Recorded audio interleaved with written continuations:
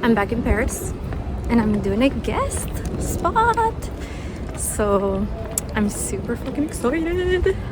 Like the vibe just feels right. It feels on point. I just love being here. Like as soon as I get on the streets of Paris, I feel like home. I don't know how to explain it. It's the artist in me. But do you think this was here for a long time? Or it's recent? I know, I think it's for a long time. Yeah, it looks pretty ancient.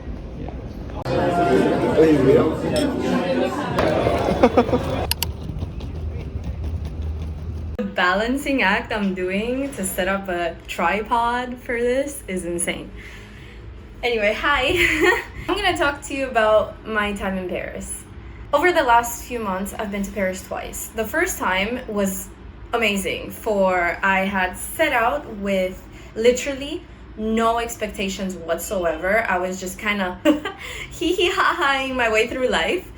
And so that kind of allowed me to just explore and experience things in a refreshing way. Something that I haven't really done much of up until that point, because your girl is a control freak, okay? Like, I felt like if I didn't thoroughly plan something and control the outcome, I would be losing my goddamn mind.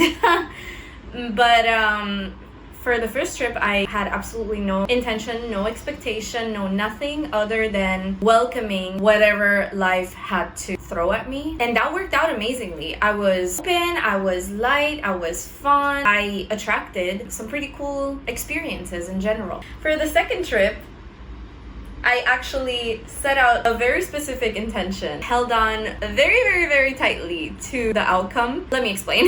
I don't know, I have been trying to let this newfound spontaneity guide me through this journey that I had embarked on. Remember in my past video, I was talking about how I took a leap of faith and how I was a traveling artist and how I was figuring that whole thing out. And I'm still doing that, and that's amazing and I love it and it's not wrong. It's just that life has been teaching me things in ways that I wasn't really expecting. What happened was I was couch surfing at my friend's place in Spain, and she asked me a very valid question, which was, what are your future plans? Like, what are you gonna do with your life? You can't just be, doing this forever, right? So what's the end goal type of thing? I'm gonna be honest with you, that really freaked me out, because I was fully letting my intuition or this newfound spontaneity guide me. So I genuinely had no idea when she asked me that, and my response to that was running away. So mature.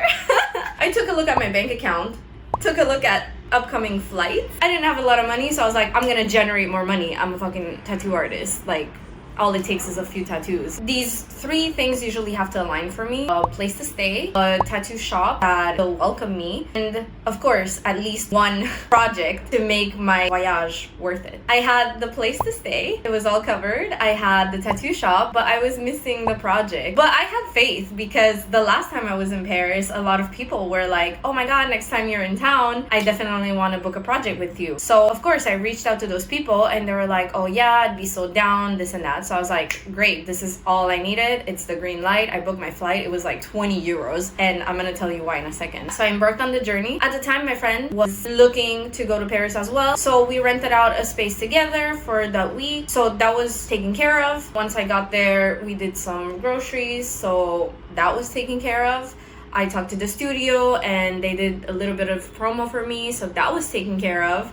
And I reached out to my potential clients.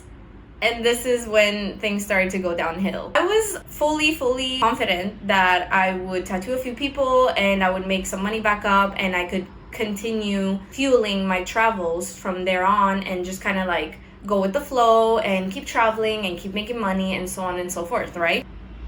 Little did I know that the time frame that I booked my stance for would align with a long weekend where people from Paris were leaving Paris to go to the countryside and reconnect with nature and touch grass, which is something I should do more often. That major football event that France ended up winning, it was just insane. And the end of the month, that might not seem like a big deal to people in North America or in Canada where I was before, because you get paid at least twice a month there. But in Europe, you get paid once a month at the beginning of the month. And my trip just so happened to line up with the end of the month. I didn't really book any tattoos. So that, of course, created a pretty high level of anxiety. All the expectations that I had set out, all this foreseeable outcome that I had envisioned literally collapsed. And so I was left with very little money and no actual solid plans. What I failed to see was that maybe what I had to focus on wasn't the hustle and bustle, the whole business aspect of things. Maybe what I should have been focusing on was what the fuck life was trying to teach me when I put myself in not so ideal circumstances. I really have to fully trust myself. I have to fully show up for myself, even in the hard times, not just the hee hee ha ha times, not just the good times where I'm like, oh my god, I'm so in sync with the universe, everything is flowing. Because to be honest, things were flowing even if money wasn't coming in. Even if you're in seemingly hard situations, life will show you the path to follow in order to keep staying aligned with your highest purpose, or whatever you want to call it. For the most part, I wasn't really allowing myself to enjoy the fact that, bitch, you're in Paris. Like, make the most of it. There's so many things you can do for free. It's nice outside, parks, buildings that are just literal eye candy. The amount of urban sketching I could be doing. Like, you have to make the most with what you have. And my boyfriend, he was being so patient and so kind towards me and so compassionate. He was literally mirroring the traits that I should have been focusing on in order to show up for myself fully. He was literally being so kind to me. He was so compassionate. He was so uplifting. He was so like there for me. And I just wish I would have allowed myself to do that for myself a little bit more. Like, he's my friend. He was trying to tell me those things in order to inspire me, to help me see the bigger picture.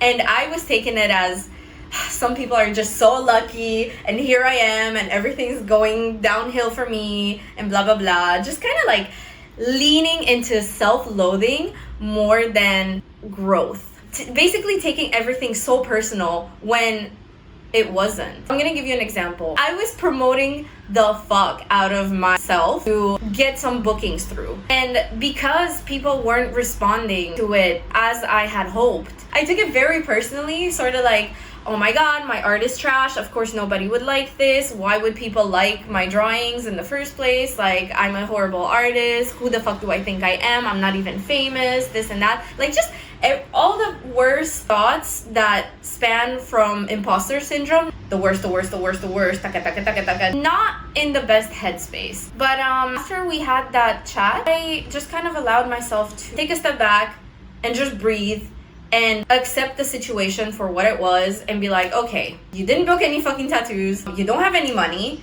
but bitch, your basic needs are covered and you're in Paris. And you have a friend with you. Like, come on. We had a pretty chill time. Like, it was really good. Even in the worst case scenario, we managed to hee ha ha our way through it. And it was in the hee ha ha times where I allowed joy and fun and play to come through. So I was like, I'm just gonna listen to my gut and go with the flow, whatever that looks like. So my gut told me, girl, you feel your best when you immerse yourself in creativity, when you're surrounding yourself with like-minded people. When I see myself mirrored through like-minded people, I get a sense of confirmation that I am, in fact, on the right path, that I can relax into trusting the process, that doors open in various different ways. All I have to do is stay open-minded and allow things to come in ways in which I didn't expect, and just allow myself to be pleasantly surprised by it instead of forcing things that just don't want to happen the way I'm pushing for them to happen, and to just be okay with that.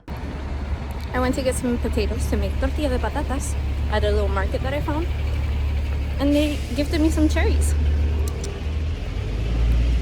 to match my hair. School. She graduated factory school. Okay. And then hard jumped into. Hello. How drunk on a scale of 1 to 10? Like a 6. A 6? Yeah. Me too, I want to be a 6. Hold on, wait. I want to watch this video.